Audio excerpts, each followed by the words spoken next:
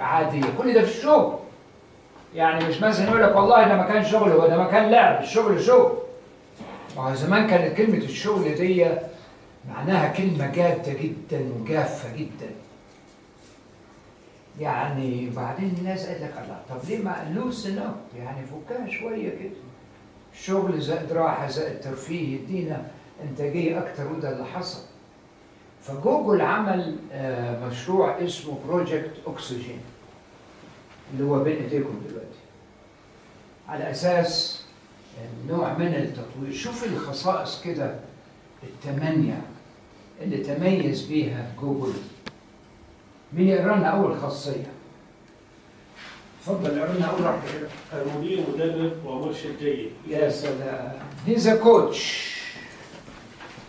مدرب مرشد. هيز ا ترينر. مدرب. الكوتش طبعا انتوا عارفين في الرياضه المدرب بتاع الفريق الرياضي بيسموه كوتش، مش كده؟ فقال لك المدير ده كوتش. وعلى فكره احنا من ضمن تسميتنا للقائد الاداري النهارده بنسميه كوتش. ايه رايكم في الخاصيه دي؟ يعني في سؤال تحت بيقول لك شنو تعرف من الكوتش؟ الكوتش هو المدرب الذي لا يدرب فقط من الناحيه الفنيه، ولكنه يعرف قدرات كل لاعب ويعرف توجهه النفسي والذاتي. يعني مش بس هو بيخليه يلعب كوره. نعم. عمق اكثر يعني. بعمق اكثر وفهم للنفسيه اكثر وروابط اعمق بينه وبين المدرب. مش مجرد واحد بيعلمه كيف يودي الكوره للجول، جول يعني هدف، وانما واحد فاهم شخصيه اللي قدامه، نفسيته، استعداده، الحاجات اللي بيمكنها اكثر، الحاجات اللي بتضايقه او التي لا يبدع فيها. فبالتالي يصير. هل ممكن كنت احد التعريف بين المدرب المدرب ده من الناحيه الفنيه؟ يعني مو المدرب على مستوى، خلينا نقول مجموعه والكوتش على مستوى 1 تو 1؟ لا برضه ما تقدرش تقول كده، لان الكوتش برضه بيدرب المجموعه، بس وهو يدرب المجموعه يعرف كل فرد بالظبط. مهاراته واللي بيتعبه واللي بيتقنه كويس واللي بيشتكي منه. دي عاوزه نوع من الفهم، يعني فهم اعمق لشخصيته اللي قدامك، مش بس من ناحيه تكنيكال انه لعيب ويجيد اللعب ويقدر يجيب جوال، ولكن ايضا ما الذي يجيده بالضبط وما الذي يتقنه وما الذي يضايقه حتى يتجنبه. مستمتع فيه بالضبط. وعشان كده هو أنا في كتاب لي طبعته قرطبة في الرياض اسمه كيف تتقن عملك وتستمتع به. يعني مش بس العمل. ما هو زمان كان التعليم إيه؟ كان المعلم كان صورته إيه؟ واحد ماسك عصاية، مش كده؟ وجد وبتاع ويضرب. الله إيه يا ابن الحلال وأنت داخل معركة؟ أنت تعلم يعني أنت تربي. اوكي، is it ready now؟ فده بالظبط وظيفة الكوتش. هل الخاصية الأولى دي إيش لون يعني بيت الزكاة؟ هل تتوفر فيه؟ ممكن الإجابة تكون نعم، ممكن تكون لا، ممكن تكون إلى حد ما يعني. أنا أعتقد مشكلة ثانية مش نعم. في مشكلة يعني وهي يعني لا ما نعتقد انه والله المسؤول او المدير انه بيعرف كل يعني وظيفه او خاصيه او مميزات كل موظف. هذه مشكله. ليش؟ لانه المفروض يكون في تفويض هنا. نعم. يعني تخيل انت بتتكلم لي عن والله مثل مؤسسه واحد مدير عنده 10 اشخاص 20 ممكن يتعرف عليه بشكل كبير. لكن في مؤسسات كبيره اصلا المدير ما يشوفونه. يعني أنا أعرف أنا مدير في المالية، وزارة المالية، المدير ما يصلون له ولا يعرفوا شكله أحد. لا يعرفون شكله بس يعني مش من السهل يوصلون له أصلا. فهي كده على الهيكل. نعم. في الهيكل وكل ما كبر أو عدد كل ما فقدت الصلة الشخصية الموظفين طبعا. نعم. نعم. بس هو في تفويض حق المسؤولين اللي تحته. ما هو أنا هشرح لسيادتك الآن وللكل إن في مفهوم في الإدارة اسمه لينكينج بينز، يعني حلقات الوصل. أشرحه حالا. خليهم يجيبوا بس السي دي يا دكتور؟ السي دي أو هنا في الشنطه؟ في الكيك في الجراب. أنا هطلب منهم بس البول. لا تفكر بين وتكليف شهر ماركر بين ماركر موجوده خاصة بدأ بعد كده. في شارت موجود.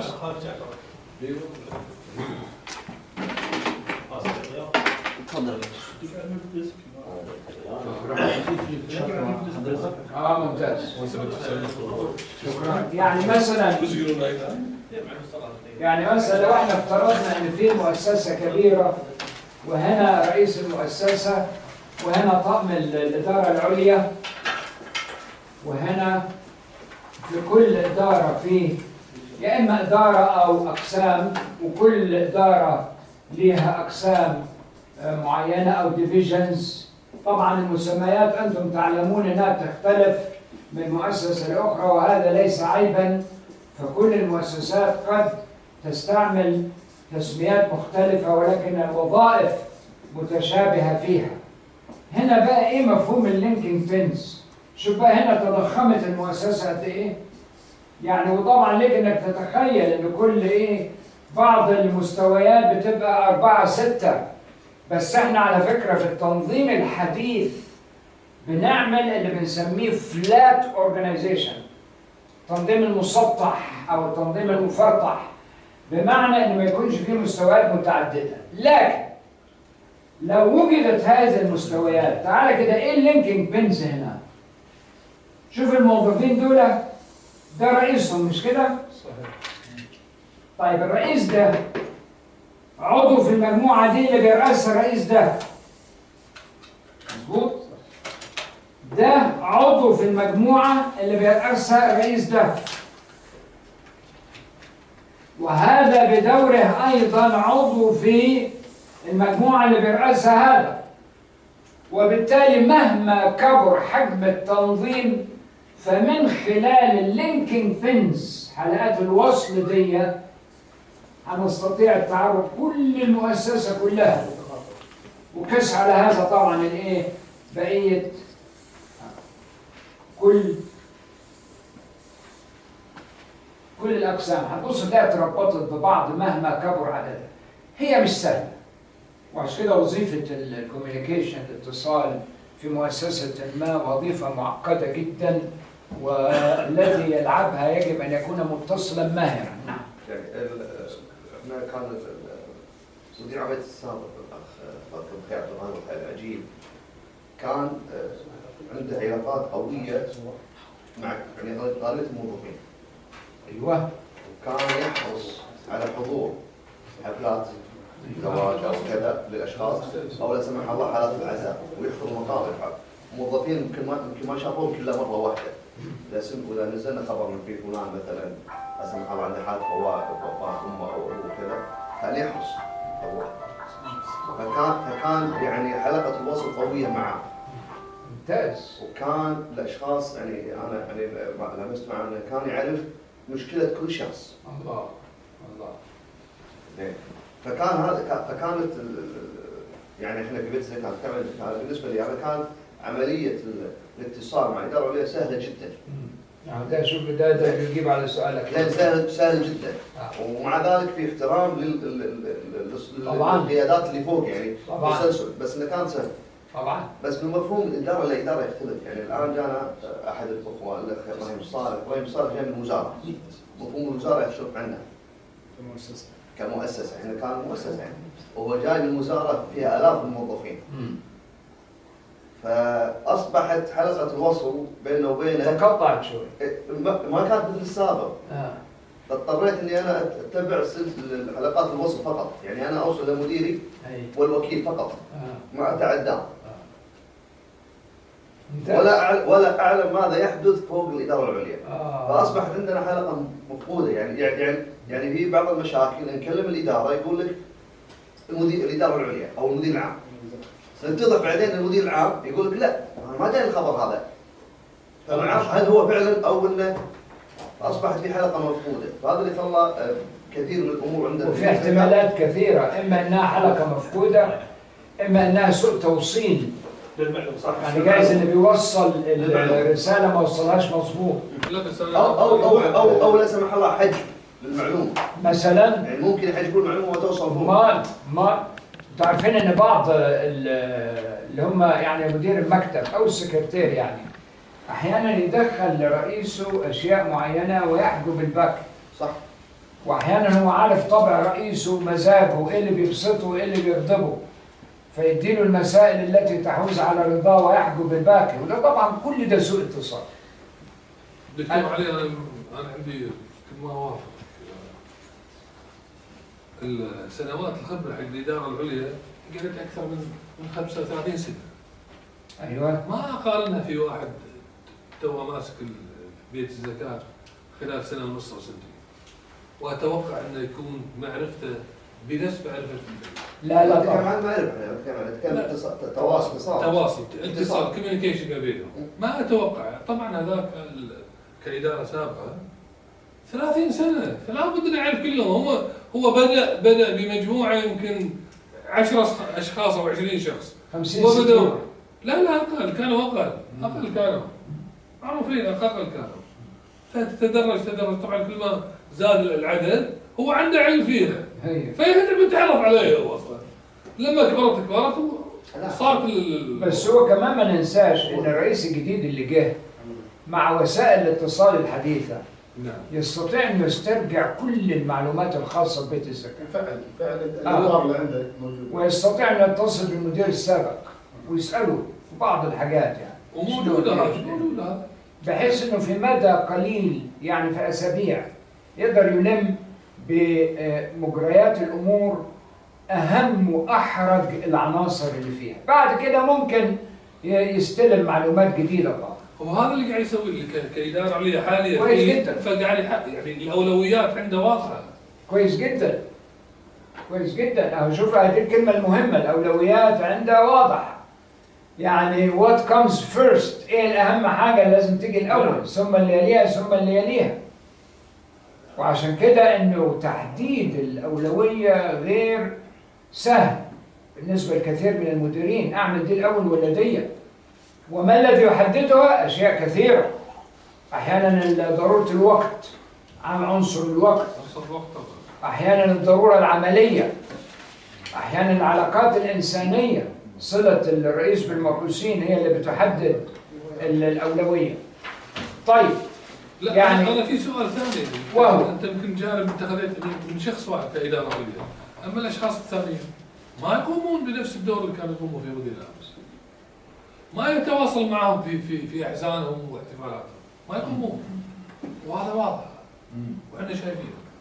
مع العلم انه صار لهم 30 سنه. ولكن بس ده جود براكتس اللي حصل ده، ومشاركتهم في احزانهم وافراحهم. هذا اصل، هذا ده جود براكتس، ده ممتاز. هذا الاصل موجود. وبيقوي الصله بين الناس، حتى بيخلي الطاعه هنا مهما طلب الرئيس من المرؤوسين او المدير من المرؤوسين طلبات معينه للشغل بينفذوها. وبينفذوها ايه؟ طائعين، مش مرغمين. واحسن الاشياء ما تم تنفيذه طواعيه واختيارا. ده اللي احنا بنحاول نعمله في الاداره الحديثه، ان ازاي الناس تقوم بواجبها طائعه وليس مجبره. ترى للعلم كنت تطرقت انت بساعه على انه والله شلون طريقه تهيئه الظروف حق موظفينهم، اهتمامهم بالانسان او الموظف نفسه. انا حضرت دوره بامريكا من 20 سنه. ما شاء الله. ترى نفس الاسلوب. نفس الاسلوب يعني. حتى تخيل لما تدش المبنى نفسه، هو الاوراكل نفسه. شركه الاوراكل. تدش تشوف البحيره وفيها بط وفيها تدش كانك انت داش بيتك. حديقه او حديقه او فتستمتع. علشان كذي هم بالنهايه يبون يريحونك بقدر المستطاع للانتاجيه. ويحلون جميع المشاكل اللي انت ممكن تصادفها. ممكن. هم مهتمين بال ممتاز. ودي هتيجي عندنا نمرة كام هنا؟ في نمرة 3 اهي، النظر إلى أعضاء الفريق على أنهم ناس. ايوه human beings، يعني يحترمون آدميتهم واحترام إنجازاتهم وتقديرهم. طيب نمرة 1 احنا قلنا عندنا بيت الزكاة موجودة ولا لا؟ لحد كبير ولا متوسط ولا؟ موجودة. الحمد لله. طيب 2. عفوا دكتور. نعم. أنا بس على رقم 1. نعم. اسمح لي. تفضلي. أنت تقول إن القائد أو لازم يكون كوتش ومدرب لو أنت دربت عندك مثلا موظف وأهلته على حسب الوظيفة اللي هو ماسكها. ويعني تمكن منها. تغيرت وظيفته. نعم. اكتشفت في أمور ثانية طلعت. تريد تعيد التدريب. نعم. نعم. نعم. التدريب عملية مستمرة لا تتوقف عند حد معين. ذلك لأن الوظائف متغيرة وطريقة أداء متغيرة والتكنولوجيا المستعملة فيها متغيرة. فالمدرب وظيفته لايف تايم جوب، يعني لازم طول حياته هو بيقوم بهذا وإذا ما صلح دكتور الوظيفة الثانية؟ الموظف ما صلح الوظيفة الثانية نفكر في نقله إلى وظيفة أخرى، وقد يكون هذا أصوب إذا أمكنه أنه يؤدي العمل الآخر. وعشان كده أنه التدريب الحديث يدرب الشخص على أكثر من عمل وعلى أكثر من مهارة حتى يستطيع أن يقوم بأكثر من وظيفة. تسمع يقول لك متعدد المهارات، وده اللي بنحاول نعمله في الموظف الحديث حتى لا تقتصر مهمته على هذه العملية البسيطة بس. طيب يعني دي موجودة الحمد لله. طيب نمرة 2 مين يقرا لنا؟ اتفضل نمرة 2 كده اقرا لنا لو سمحت. تمكين العاملين ليواجهوا مشكلاتهم ويتخذوا قرارات مع الحضور المستمر، الجاهزية لتقديم النصح الملائم له. ها يا ترى اللي موجودة في بيت الزكاة؟ شبه موجودة إلى حد ما يعني إلى حد ما متوسط. في أعرف كثير من الإدارات فيها تمكين empowerment، ودي جايه من كلمة باور يعني قوة. سبحان القوي، ومعناها هنا ايه؟ قوة اتخاذ القرار. يعني كأن الموظف يتصرف كما لو كان هو الديسيجن ميكر، هو يتصرف، هو يتخذ القرار دون الرجوع إلى رئيسه. دي اللي مقصود بها كلمة تمكين.